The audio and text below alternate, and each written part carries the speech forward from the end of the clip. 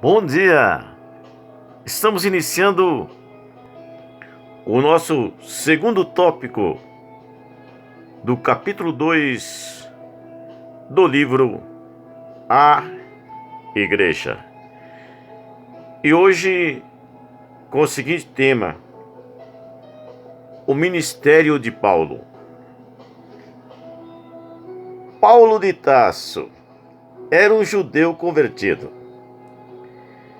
Ele mostrava o poder e a extensão do apelo de Cristo ao pregar nas ilhas de Egeu, Ásia Menor, Grécia, Itália e provavelmente Espanha. As comunidades judaicas existiam em todas as áreas e eram alvos dos pregadores cristãos. Os ensinamentos de Jesus despertavam o interesse dos pobres e humildes que encontravam no reino de Deus uma mensagem de esperança. O número de convertidos cresceu, introduzindo-se rapidamente nas classes instruídas e de forma mais significativa nas massas urbanas do que no campo, que há tempos mantinha crenças pagãs. As pessoas que trabalhavam no campo, que moravam no campo, eles eram animistas. O animismo é uma religião onde as pessoas colocam vida e alma em tudo que existe, árvores, animais e todos os seres. Paulo também ensinava aos novos cristãos o dever de submeter ao batismo ou ao sepultamento do velho homem. As palavras sepultados com ele pelo batismo mostram como o batismo, em definitivo, atesta posição e atitudes relativas ao pecado. Romanos, capítulo 6, versículo 4. De sorte que fomos sepultados com ele pelo batismo da morte, para que, como Cristo ressuscitou dos mortos pela glória do Pai, assim andemos nós também em novidade de vida. Nesta altura, os cristãos tinham consciência de um novo homem. O evangelho deve ser pregado sob qualquer pretexto. Todavia, que importa, uma vez que Cristo, de qualquer modo, está sendo pregado. Quer por pretexto, quer por verdade, também com isto me regozijo. Sim, sempre me regozijarei. Filipenses capítulo 1, versículo 18. Mas que importa? Contanto que Cristo seja anunciado de toda a maneira, ou com fingimento, ou em verdade, nisto me regozijo e me regozijarei ainda, dizia Paulo. Paulo ensina que os dons do Espírito Santo são ferramentas para a igreja. Paulo declara que ninguém, falando pelo Espírito de Deus, dirá que Jesus é maldito. Evidentemente, no caso do falecimento dos enganadores Ananias e Safira, que eram membros da igreja primitiva, Pedro recebera uma revelação especial por parte do Espírito Santo. Por si mesmo, ele não conseguiria conhecer o que aquele casal alimentava em seus corações. Era o dom ao qual Paulo chama palavra da ciência, conhecimento. 1 Coríntios capítulo 12, versículo 8b. Pelo mesmo Espírito, a palavra da ciência. A palavra língua aqui não indica um idioma estrangeiro aprendido por quem o fala, mas uma língua dada pelo Espírito Santo. Aquele que fala em línguas fala a Deus que as inspira e só Ele as entende.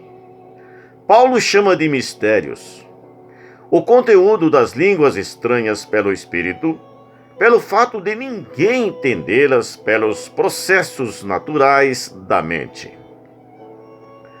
A avaliação mais clara feita pelo apóstolo quanto às línguas estranhas na própria experiência são relatadas em 1 Coríntios, capítulo 14, versículos 14, 15a, que diz: Porque, se eu orar em outra língua, o meu espírito ora de fato, mas a minha mente fica infrutífera.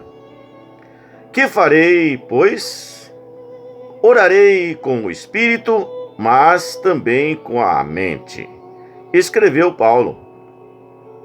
Aqui se sabe que a oração em língua está num plano acima da parte racional da personalidade humana.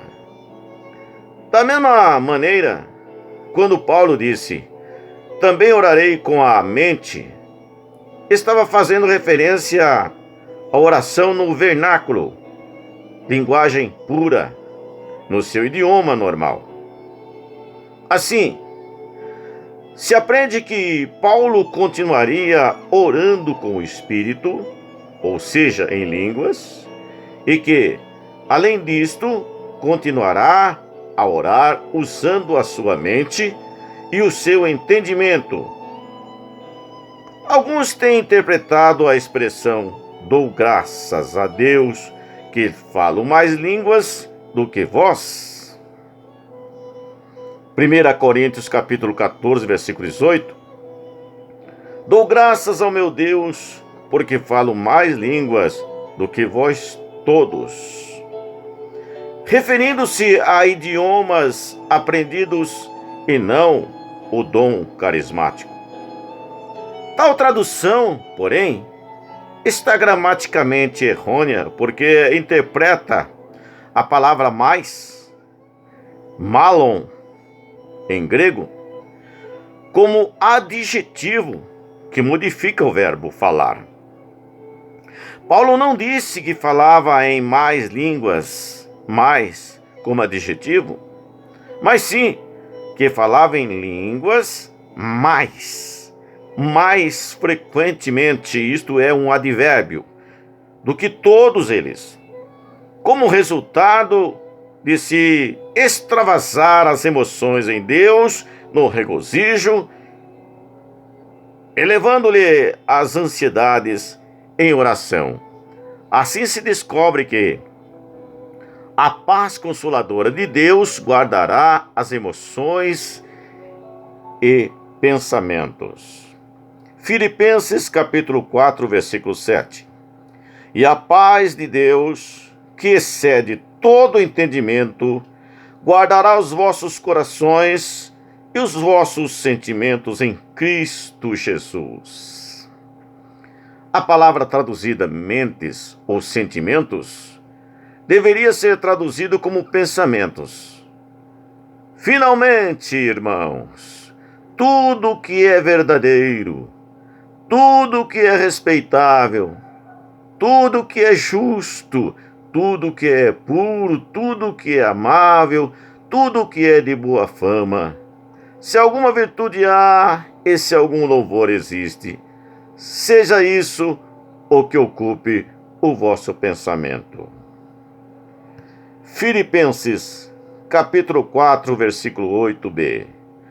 Tudo que é de boa fama, se há alguma virtude e se há algum louvor, nisso pensai. Que Deus abençoe você. Tenha um bom dia, uma boa tarde, uma boa noite. Se inscreva em nosso canal. Deixe o seu like. Passe para as suas redes sociais. Na semana que vem, voltaremos prosseguindo com o nosso livro A Igreja. E estaremos estudando na semana que vem, ou seja, aprendendo, o título Hierarquia da Igreja. Fique na paz.